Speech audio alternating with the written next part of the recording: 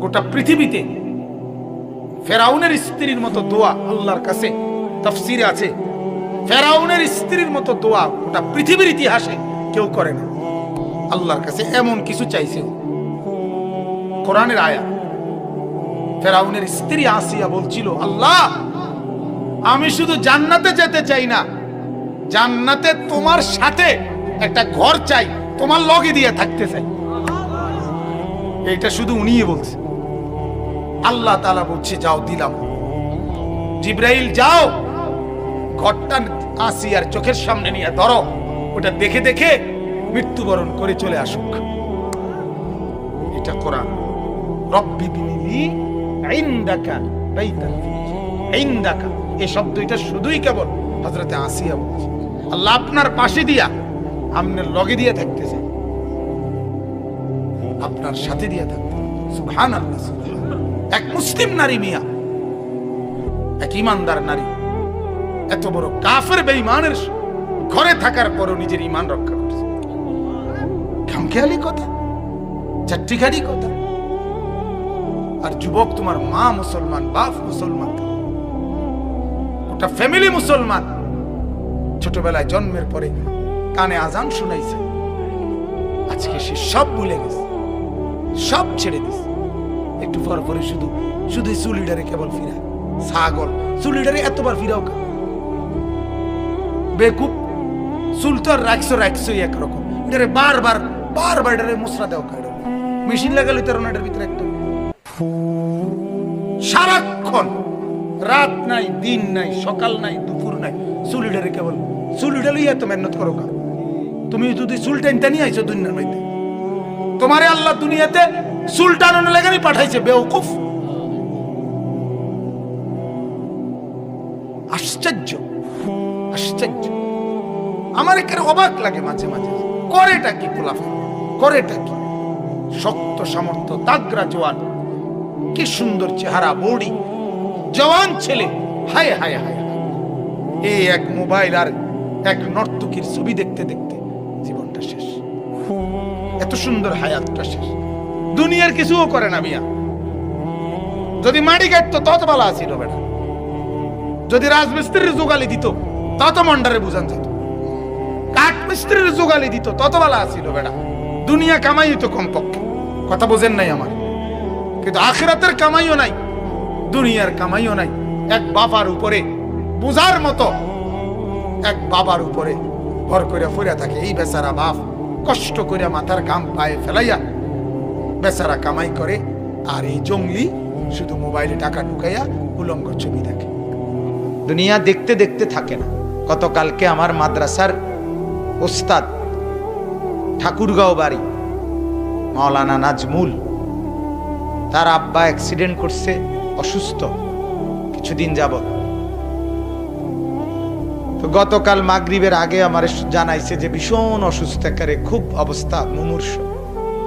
মাগরিবের নামাজ পড়ে আমরা দোয়া করছি ছাত্র নিয়া, ঘন্টা খানিক পরে খবর আসছে উনি মারা গেছে।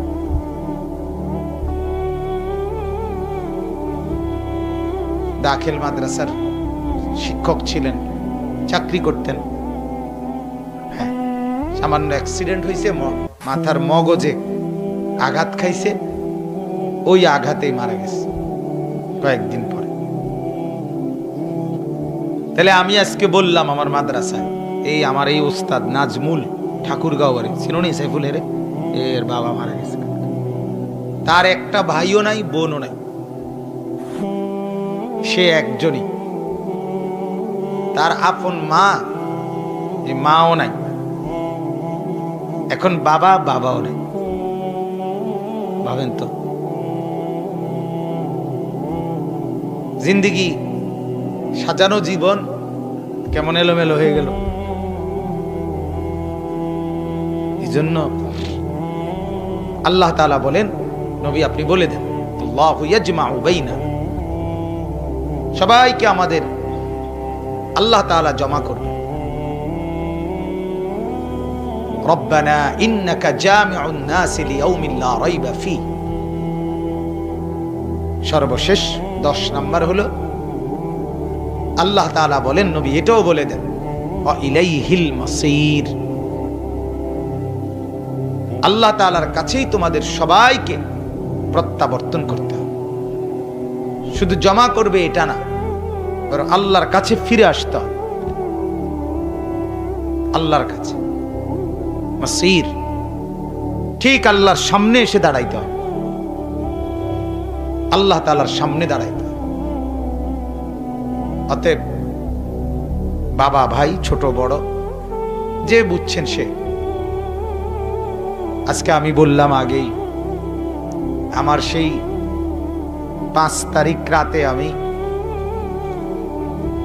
বয়ান করছিলাম আল্লাহ তাআলার দয়ায়। 6 তারিখ আমি ইন্ডিয়া গেছিলাম। এরপর থেকে আমি আর বয়ান করি নাই এই কয়েকদিন, আজকেই প্রথম।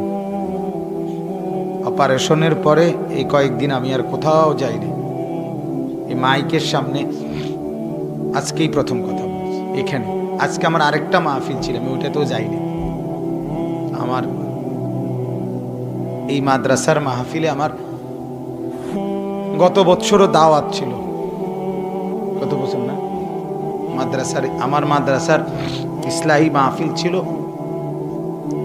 যার কারণে আমার শায়েখ ওইখানেও বয়ান করছিলেন, এরপর এখানে আসছিলেন। আমি আর দেরি হয়ে যাওয়ার কারণে আসতে পারিনি। আবার বৃষ্টি ছিল মনে হয়, যার কারণে আসা হয় নাই। এই কারণে শুধু আমার ড্রাইভার আমার মনে করায় দিছে এই কথাটা আসার পরেই, না আসার পরে না, ওইখানে থাকতেই আমি যখন বলছিলাম তখন আমারে বলছে যে হুজুর, এই মাহফিলগুলোর মধ্যে একটা মাহফিল আছে মহিলা মাদ্রাসার, যেটা গত বছর আপনি মিস করছিলেন। তো আমি তখন বলছি আচ্ছা ঠিক আছে, আমি এটা যাম, এই জন্য আসছি। আইসাও অনেকেই আমার সাথে কথা বলতে চাইছে, তেমন কোনো কথাই বলিনি, হা করছি, মাথা লাড়ছি। তো মালিকের দয়া, মালিকের ইহসান, আল্লাহ তাআলা আমাদেরকে এই 10 কথার উপরে আমল করার তৌফিক দান করুন। 1 নাম্বার আল্লাহর পথে দাওয়াত দিতে থাকা। 2 নাম্বার আল্লাহর দ্বীনের উপরে, আমলের উপরে অটল অবিচল থাকা। 3 দুনিয়ার নাফরমানদের খামখেয়ালি, খেয়াল খুশি মতো কথাবার্তা চলাফেরা, এটা অনুসরণ না করা।